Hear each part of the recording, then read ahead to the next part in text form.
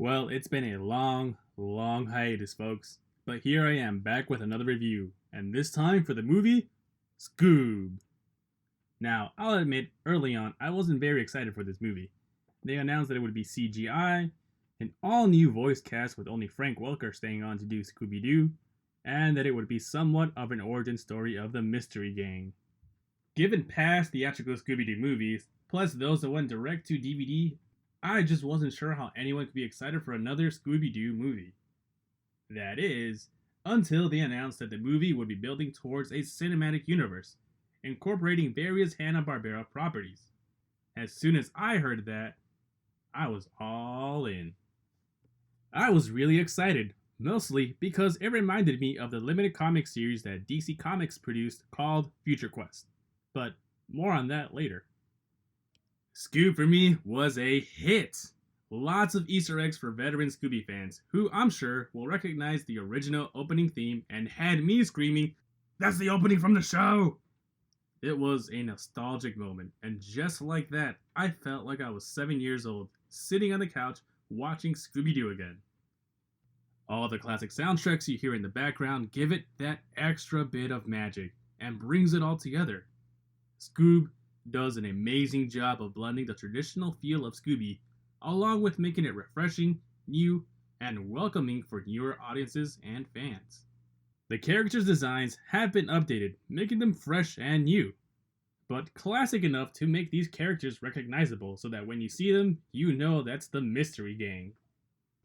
Each character has their role to play. Daphne, no longer the damsel in distress, but now the people person who gets the job for the Mystery Gang.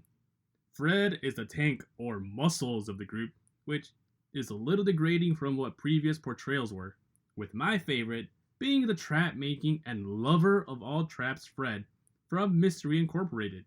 But he's still a good friend and dude in this film. Velma, the brains as usual, and that's never going to change, but she is Latina in this film, so we got representation. Put one on the board for my people.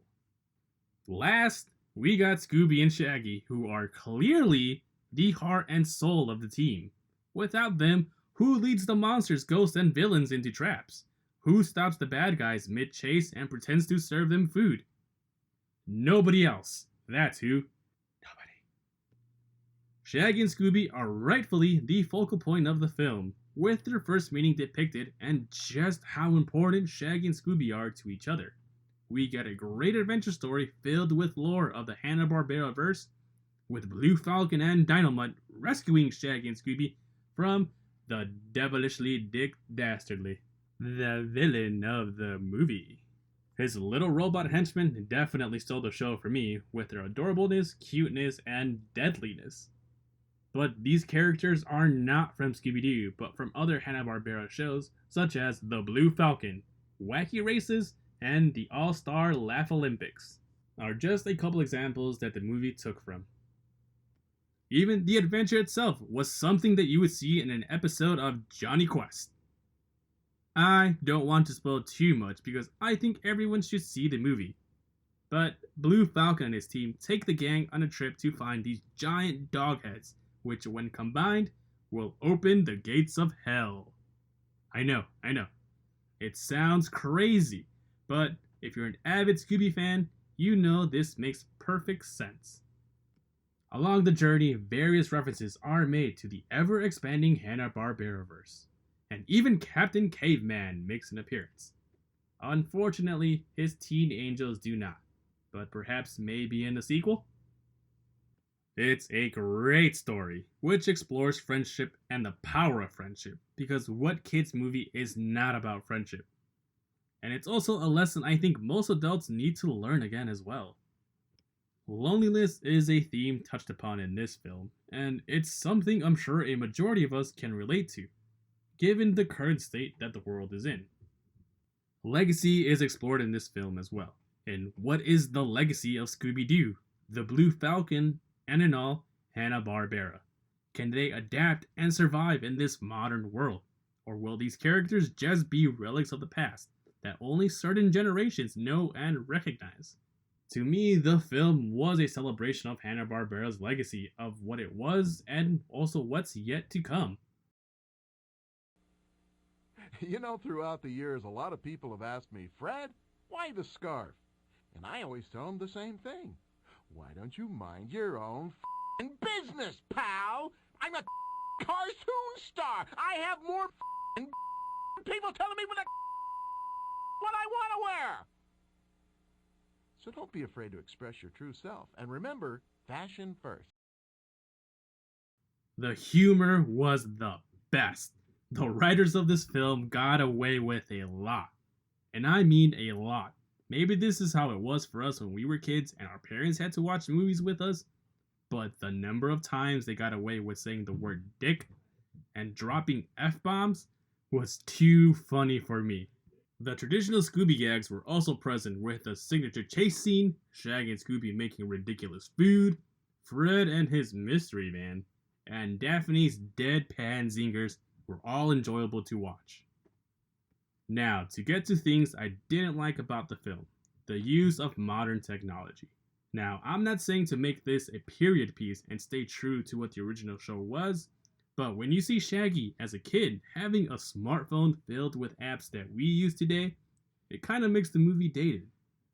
Obviously, we can relate to it because we use that technology today, but what about in the future or kids who didn't have a smartphone, let alone a cell phone until they were adults? Seeing that just screamed modern era to me. Also, the slang and phrases used will also tie this movie to a specific year or decade. Half of those phrases could be out of use by the time the kids watching it grew up. Now, the one thing that I absolutely did not like in this film, and that will take the cake, is Simon Cowell being in the movie. Does any kid know who he is? Is he even relevant anymore in pop culture? I mean, I knew who he was. Other people around my age will know who he is, but younger audiences? I don't think so. It was a useless cameo and one that could have been better suited for a character from a Hanna-Barbera property, like maybe the manager of Josie and the Pussycats, or the Hex Girls. Give me the Hex Girls! Dr. Benton Quest would have made more sense to hire these kids, or make up a character. Honestly, Simon Cowell did not need to be there to push the story along. To me, it was a pointless and wasted opportunity.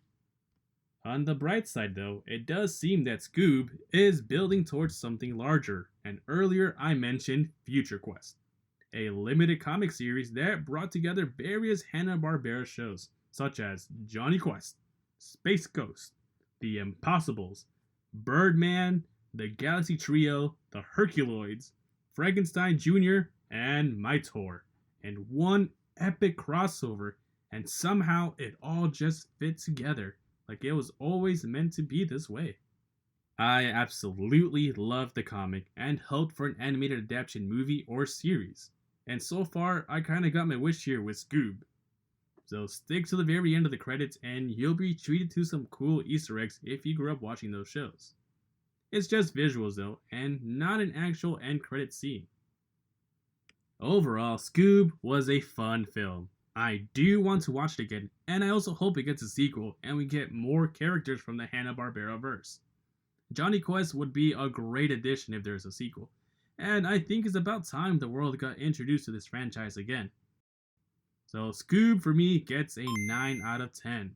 It's a treat for Scooby fans old and new, and also nostalgic for those who grew up watching Hanna-Barbera cartoons. Hope you folks enjoyed this review.